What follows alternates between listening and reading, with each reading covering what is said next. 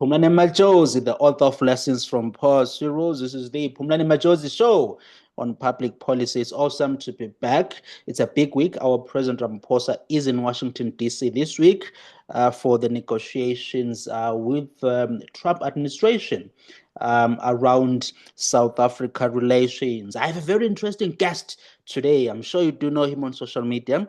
He's a fighter, a soldier. Rowan Polovin. He is a national chair of the South African Zionist Federation. Rowan and I have been in contact for a while, and we took a very interesting trip last year to Israel. It was May last year. Rowan, how are you doing, sir? All good? Very good. Thanks, Phumlani. It's an absolute pleasure to be here. Yeah. We were in Israel last year, right? Was it May last year? That's right. It was May last year. It was just before the South African elections. Oh yeah, so that was so it's a year this year since we were last It's there. exactly a year. I mean this Exactly. month. It's Yeah. exactly a year. Yeah. Now, Rowan, you wrote a very interesting piece in the Sunday Times this past weekend. I thought it was a very, very important piece. And the title is Ramaphosa Must Choose the West over Iran, Russia, China axis. This is basically a piece we wrote as Ramaphosa is about to meet President Trump this week. Tell me about the title of this. What do you mean we should choose, or Ramaphosa should choose the West over Iran, Russia, China? What do you mean by that? So I think that, Phumlani, this upcoming meeting that President Ramaphosa has with President Trump is a key watershed moment. It presents South Africa with, I believe, a historic opportunity. Will our country continue this path of anti-Western alignment? And this is, we have seen this accelerate over the last decades. Or will it actually show that South Africa wishes to align itself with the democratic West? And I strongly believe, and I think there is significant evidence to show that the ANC's foreign policy is a liability that threatens this country. It threatens our prosperity, it threatens our economy, and it threatens our future. And I think that it is a time now for our country and the ANC-led foreign policy to change gears. And it's a critical moment and something that we urgently need to do. And this moment presents a critical opportunity for us. Now, and I want to get your thoughts here. My view has been that, we've become so anti-West over the years. I'm not sure. I'm sure the ANC is motivated by some reasons to do that, right? But we've become so anti-West and very much pro-Russia, pro-Iran. That's the kind of foreign policy we've pursued over the years. And I do agree with you that it's not in the interest of the country. The question is, in whose interest is such being done, right? But my view has been that I don't think we should, because you use the word choose. I think for us as a developing nation, we must just stop. David Root, the economist, seems to think the same thing. We must not choose and pick a side and be hostile to the West, right? Let's stop the hostility toward the West. Let's understand Western interests, right? Let's be smart enough to understand that the hostility to a nation like Israel is a hostility toward the West, right?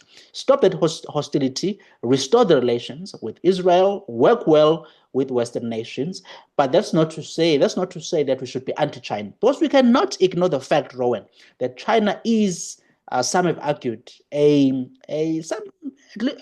a superpower now in some form, right?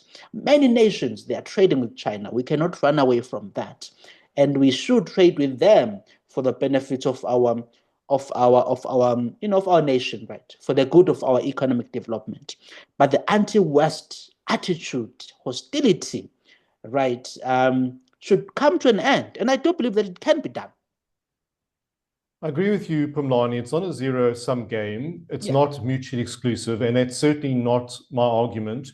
I think that what I'm asking and what I think the right direction for South Africa is to align itself with democratic values that ostensibly our constitution proposes, Ostensibly, that is what we envisioned, that's what South Africa envisioned when it became a democracy. And yet it seems that for all intents and purposes, the direction that this country has gone and is going is against that. There's certainly room to have positive relations with China, of course.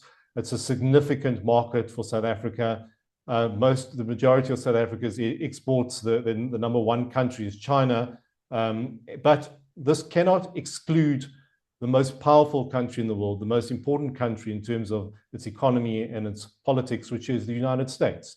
The United States is vital for South Africa, for exports, for AGOA, for foreign direct investment, for the future prosperity. And as you said very correctly, Phumlani, I think that South Africa's war with Israel, you could call it a war in inverted commas, is actually a proxy war with the West. It kind of uses Israel as a means to attack the West, and its actions against Israel are kind of a means also to divert local failures and domestic failures. And we can certainly go into that in more detail.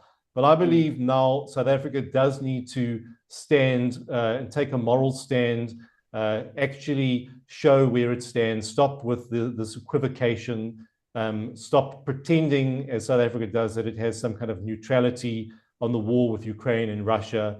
We know very clearly that South Africa has taken a pro-Russia view. Even though Ramaphosa hosted Zelensky last month, it was kind of like a very theatrical engagement. It didn't actually achieve anything. And in fact, there were rockets from Russia into Kiev on that very day, and the meeting had to be cut short. So nothing was really achieved there, but it was kind of like a theatrical act for Ramaphosa to pretend that South Africa is neutral. And yet when it comes to Israel, South Africa takes this extreme, hostile, anti-Israel, one could even say obsessive approach towards Israel that is completely disproportionate to its engagement with any other country. That is completely irrational. That makes no rational or logical sense. And that needs to stop. These international partners like the United States take note of that. And this very poor relations that we've seen now between Trump and South Africa partly is a result of South Africa's anti-Israel actions. And this needs to change. Our country cannot go on this very, very dangerous and destructive path. Look, Rowan, I posted on X, I'm very active on X because I think it's a very important platform to spread the message. I said a few days ago that a fight with Israel is a fight with the United States, right? And therefore with many Western countries, right? And that's how we need to think when it comes to our foreign policy, when it comes to the issue, the issues of the Middle East. That's how we need to think, right? That the decisions we make on the global stage, there will be a reaction from some segments, right? And you don't want to be on a negative side of the US. So that's what I said, that this fight it's an ill-thought fight with Israel. And I wanted to correct me here, Rowan, because you know better than me, right, on these issues. It seems to me, and I've heard as well, and I wanted to confirm this or to validate it, that is the most hostile country in Africa toward Israel. It's South Africa. Am I correct? That many countries in sub-Saharan Africa, this is Black Africa, many countries, they do work with Israel, right? They are not as hostile as we are. Is that correct, that summation? That is 100% correct. Certainly in sub-Saharan Africa and the majority of Africa. North Africa, one might say countries like Algeria are very anti-Israel, but the majority of Africa is warming relations with Israel. There's incredible bilateral trade. There is negotiation, there is discussion, there is knowledge sharing. Israel is a world leader in agriculture, in water, in cybersecurity, in technology. Israel is offering assistance and assisting these African nations with their work. South Africa is unfortunately the odd one out. South Africa takes this adversarial approach to Israel, in fact, in spite of the needs of this country. We're a country that has drought problems. We're a country that has an electricity crisis. We're a country that has a high-tech challenge. These are all areas that could benefit from positive relations with Israel, as other African nations have seen. The majority of the African Union is supportive of Israel. It is just very, very strange and sad that South Africa has taken this route. As I've said, it's actually against the interests of ordinary South Africans who simply want to live in peace and actually are looking for opportunities in this country. They're looking for economic opportunities. They're looking to better their own lives, and Israel can help with this. Actually, there is an organization an Israeli organization that provides Israeli technology that provides water for over 500,000 South Africans, running water using Israeli technology. Now imagine if you can extend that to millions and millions of South Africans across the country. All that the government needs to do is stop this incredible hostility and find ways to work with it. And also just on that point, again, going to that point about a zero-sum game, it doesn't mean that South Africa's relations with Israel comes at the expense of their relations with the Palestinians. There is a very important concept in international relations, which India and other countries practice, called de-hyphenation, which simply means that South Africa should split its perception between Israel and the Palestinians, treat them as separate issues, not treat them as one unified issue, have separate engagement with the Palestinians, but have a separate positive engagement with Israel, and find ways that South Africa can use that relationship to benefit this country. And India has been, I've said here on this show, is it on this show or where? I think it's in another platform where I said that I think India has been smart as a developing nation in its foreign policy, right? Modi has been smart in playing the game in the correct way. I think a few years back, he visited Israel, right? He has been smart in playing the game, and that's what it's not only about playing the game; it's about doing what is right, what makes sense for your people, and what makes sense on the global stage. Now, you speak about in your article and what you've just said here, that there has to be that alignment with democracies around the world, right?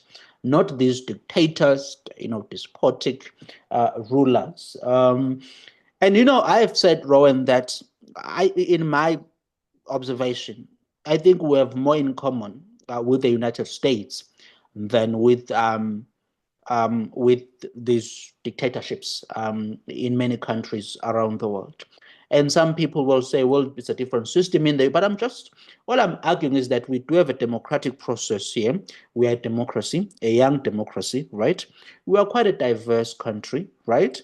And we also do have that history around racial segregation and so on. But we are a vibrant democracy. We are a democracy, right? We are not Russia here. We are not governed like Russia, We are not governed like Iran, right? Or governed like China. It's not who we are. We are a country that loves, you see people making noises here in this country. We want, the media, you can complain about the media, but there's no government that runs after the media. And of course, there can be, I'm not saying it's perfect, there can be concerning things there and there, but we are not really a state where there is that very much, strong dictatorship. So I do feel like we are very much, it's where countries like the US are countries where we should really find some common ground, right? And work and strengthen our relations with them. And by the way, we had just before this whole thing. In fact, I'm sure even now I would have to check the latest numbers. We had a trade surplus with the United States, right? Which was a positive for us because the US was very much open to welcoming our goods in their market. And for me, I mean, I'm trying to support your point that you make in the article and here that we do need to really be be aligned and stop the hostility toward the US. Now, let me ask you, because you also outline as to what should President Ramaphosa talk about when he meets President Trump, right? The first point you make is that South Africa should drop the ICJ case, the genocide case against Israel. Tell me about that. Why is it important to do that? Well, for a number of reasons, Phumlani. First of all, the Genocide Convention of the United Nations is a very specific definition of genocide, what constitutes genocide. And that is a country, an organization has to have an intent a complete or partial intent of destroying a group based on their nationality, their ethnicity, their race or religion. There's only one side of this conflict between Hamas and Israel that squarely and decisively fits into this definition, and that is Hamas. Hamas is the organization, it's a genocidal organization with an intent and an attempt, as we saw on October the 7th, to carry out a genocide against Israel and the Jewish people.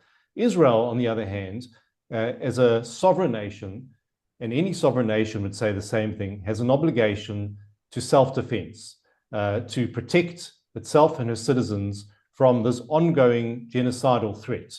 And Hamas, unfortunately, has not suddenly, since October the 7th, renounced the intent of genocide. They, in fact, have repeated it. They have said, we will commit another October the 7th again and again and again. And this means that Israel has a right and obligation to continue this self-defense, this war of self-defense against Hamas. And South Africa, unfortunately, has attempted to invert this. South Africa has attempted to delegitimize Israel's right of self-defense against this ongoing terrorist threat.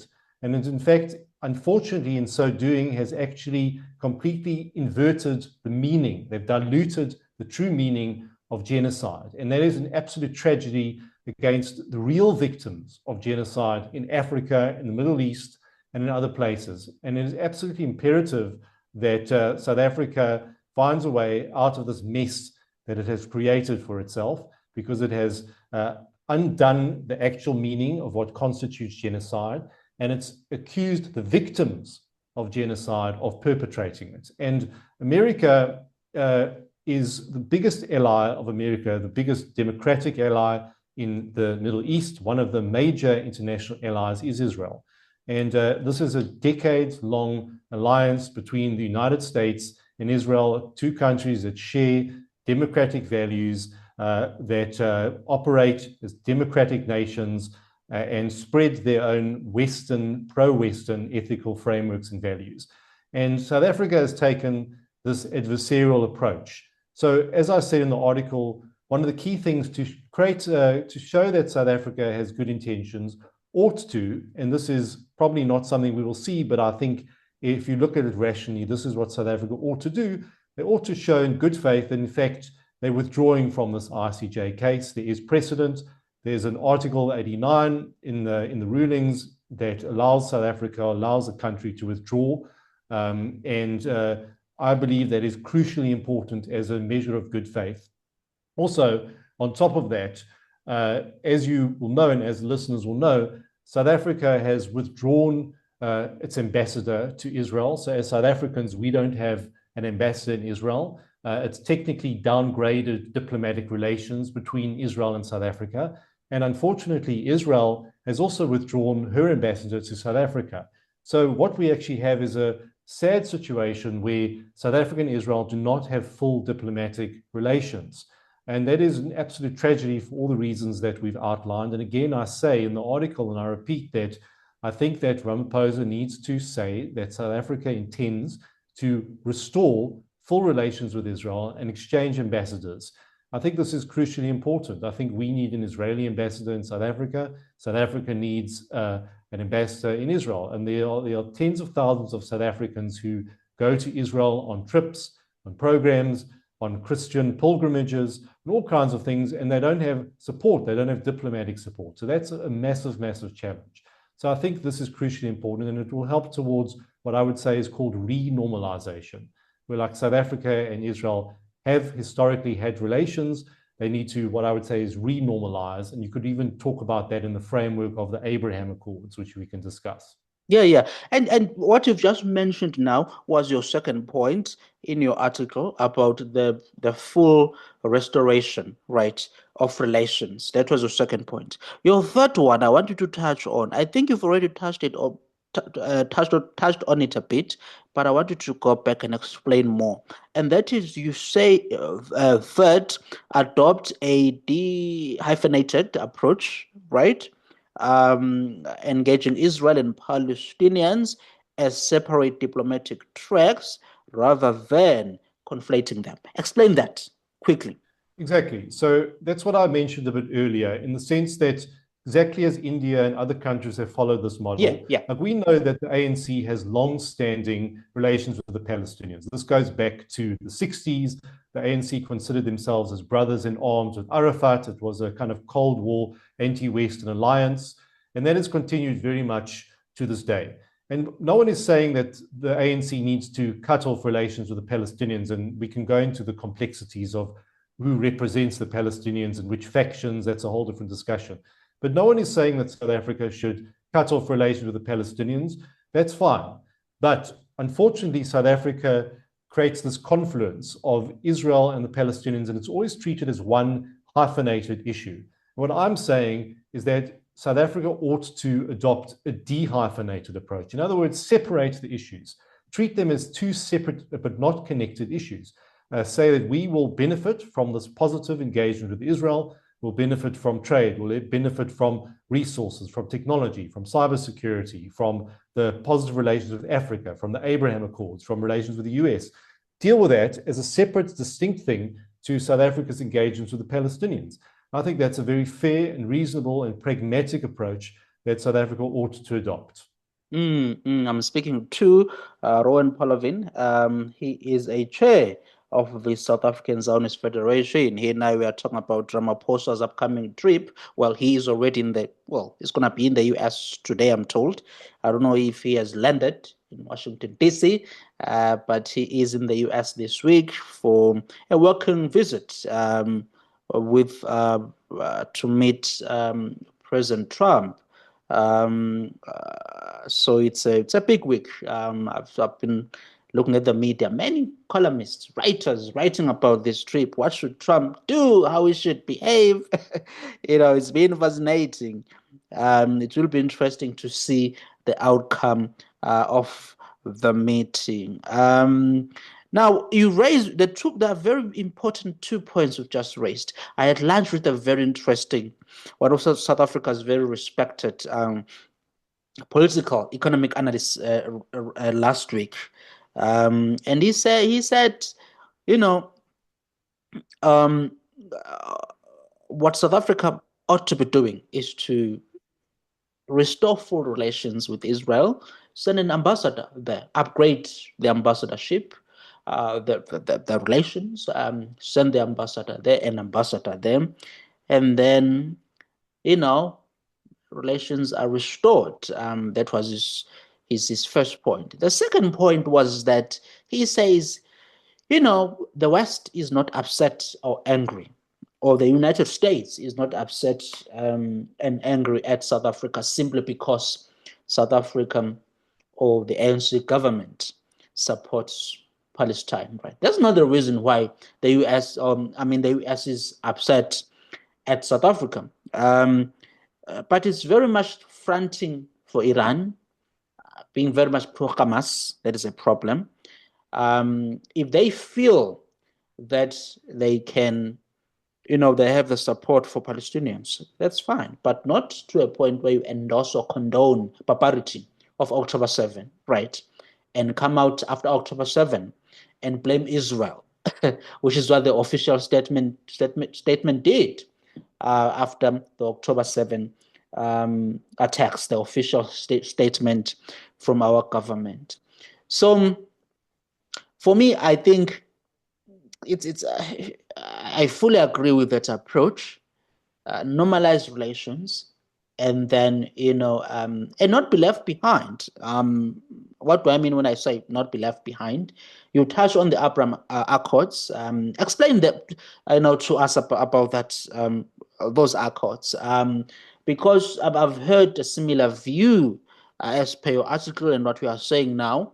That is, South Africa should be. You have Arab countries normalizing relations with Israel. Why are we taking a different route, right?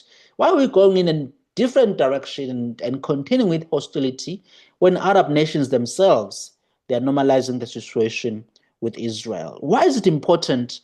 Why are these Abraham Accords important? As you say, the South Africa should not be holier than the Pope. The Middle East is changing. Last time, Phumlani, I traveled to Israel, I flew over Saudi Arabia. I traveled with Emirates and I flew over Saudi Arabia. Now, that might sound very simple. So I flew from Dubai to Tel Aviv over Saudi Arabia. It might sound like just simple, but I can tell you that 5 years ago, it was not possible. It's something that just would not be done. It was not accepted. Saudi Arabia would not allow it. And yet, here we are 5 years later, where something as simple as that cuts time, travel time between two nations, literally because there's a changing perception in the Middle East that Israel is now not a foe. This idea that you can destroy Israel militarily has been rejected time and time again. And the Arab world is starting to see that Israel is a friend, not a foe. Israel has benefits that can actually strengthen these countries, that can support their economies, that can share technology.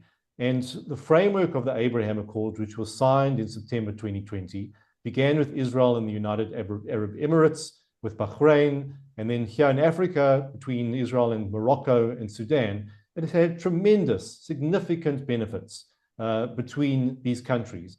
When Trump was just in the Middle East last week, he mentioned to the Saudis and also, interestingly, to the Syrians that it is important that they come on board with this new Abraham Accord framework.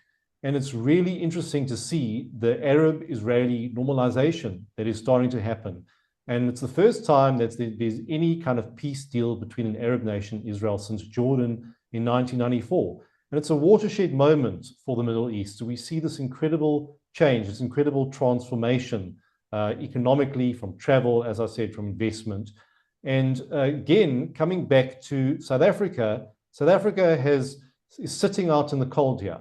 South Africa has an opportunity to participate in this framework, in its other ostensible allies in the Middle East, to work with these allies, to provide support, to benefit from them.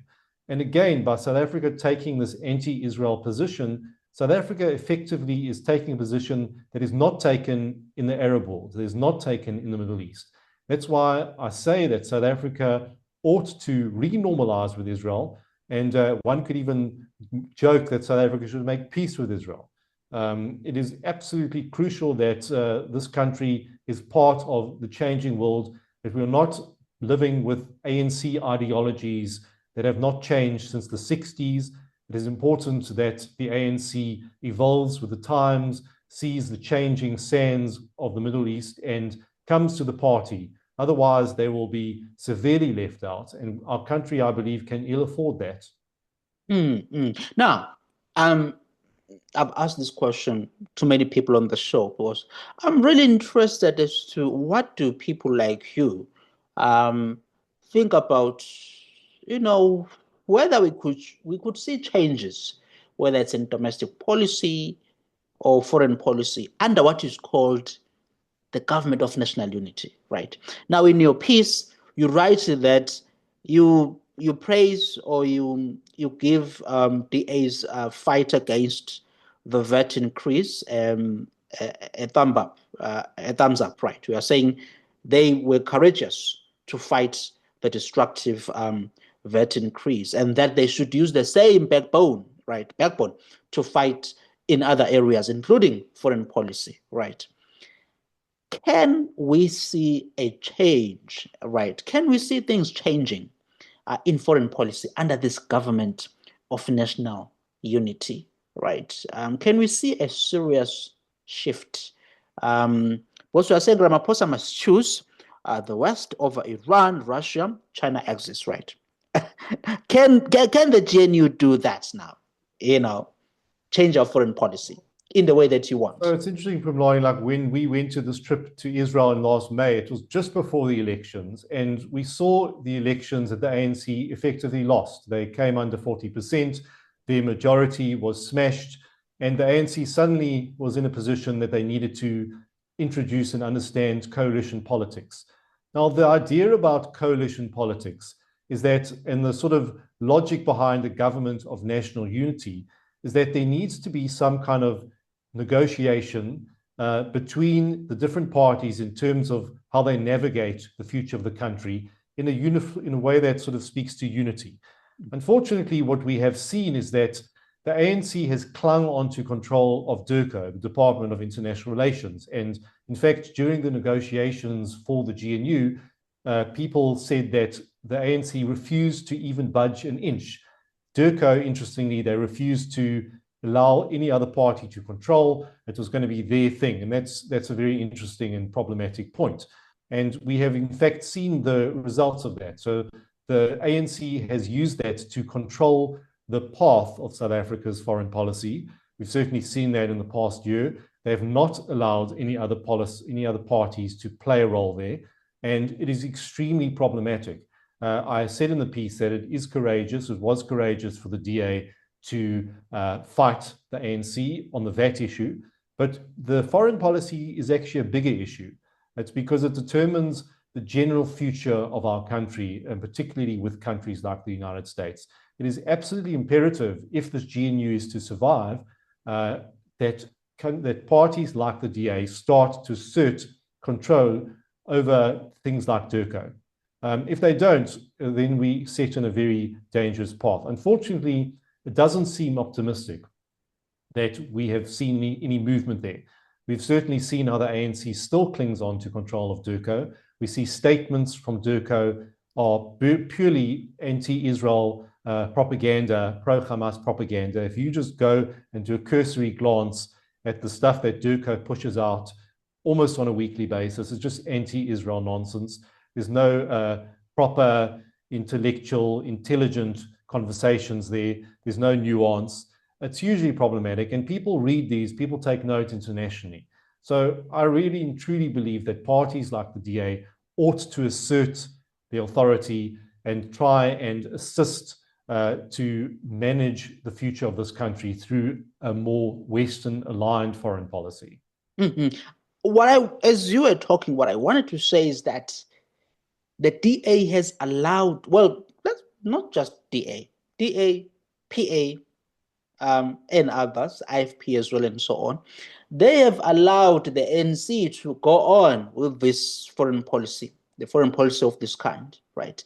And my view was they can fight, Rowan. They can push back against this counterproductive foreign policy. They can do it. They just need to take a principled position, right? And say, look, there has to be a change now. We cannot continue doing, the way we were doing before. Things have changed now. And when it comes to this DECO department that is run by intolerant people, they are so intolerant, Rowan. They are so intolerant. I don't know. They've blocked me. This guy is Clayton Moniela. He has blocked me on the X platform. They are so intolerant. You can't say anything different to them. But the non-ANC coalition partners can stand up and say, no, there has to be a change. And I think they've let it go on, carry on. And I don't think that is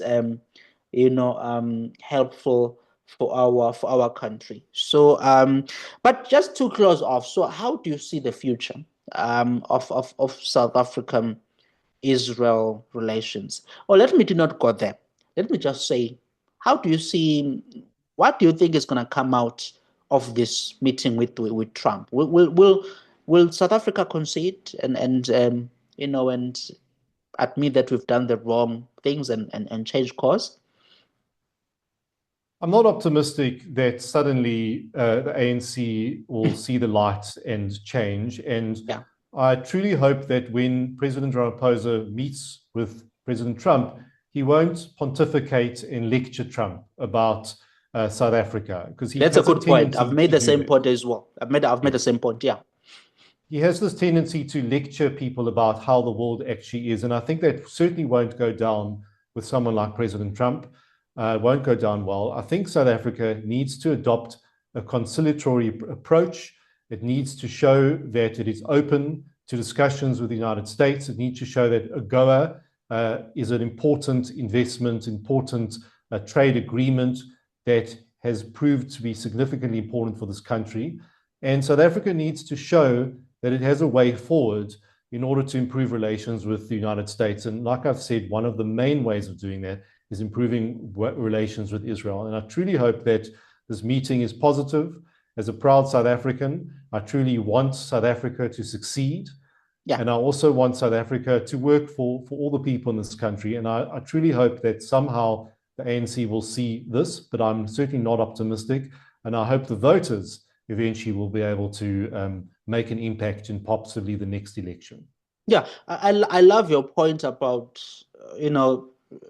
when you say you want this country to succeed, because people have seen this meeting as it should be a negative meeting. There should be chaos. Trump should shout at Ramaphosa. I don't want that, Rowan, right?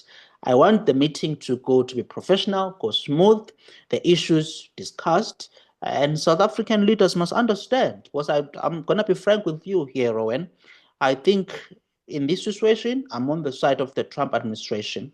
They're on the right side of history, right?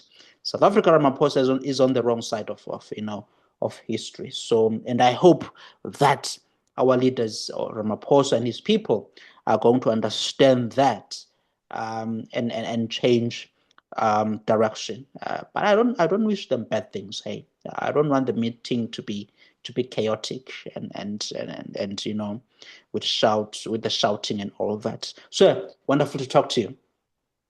Absolute pleasure. Thank you, Phumlani. Thanks very much. Thank you all. It's Phumlani Majozi, the author of Lessons from Past Heroes. Remember to subscribe to this show, the Phumlani Majozi Show on Public Policy. We'll chat soon.